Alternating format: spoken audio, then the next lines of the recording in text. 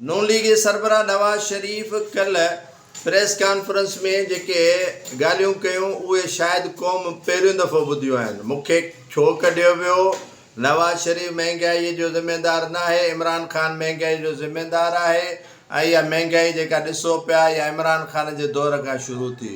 इहे राग आलापींदा वतन था ऐं इहो जेको बि जंहिंजो इक़्तिदार ईंदो आहे उहो इहे ई मातम ऐं कसीदा ऐं किसा ख़्वानी करे अवाम खे बेवकूफ़ बनाइण जी कोशिशि कंदो आहे। वफ़ाक़ में 22-24 महीननि खां मथे अरसो थी वियो आहे नून लीग जी हुकूमत हले पई। शहबाज़ शरीफ़ जेको नवाज़ शरीफ़ जो भाउ आहे उहो इक़्तिदार ते वेठल आहे ऐं ॻाल्हियूं वरी कनि पिया त महांगाई जो ज़िम्मेदार इमरान ख़ान आहे। IMF खां तव्हां किस्तुनि मथां किस्तूं वठो पिया, मुल्क सॼो तव्हां नीलाम करे छॾियो।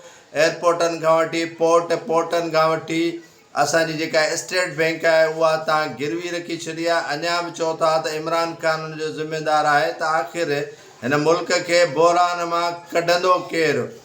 तव्हां हुनखे ज़िम्मेदार ॾियो करार ऐं तव्हांखे उहो ज़िम्मेदार करार ॾिए त मुल्क जी आवाम आख़िर ॾोह कहिड़ो कयो आहे जो आवाम खे उन जेका चकीअ में पीसाइण जी कोशिशि कई थी वञे, शयूं महांगियूं करे आवाम जे आॾो आंदियूं वञनि थियूं।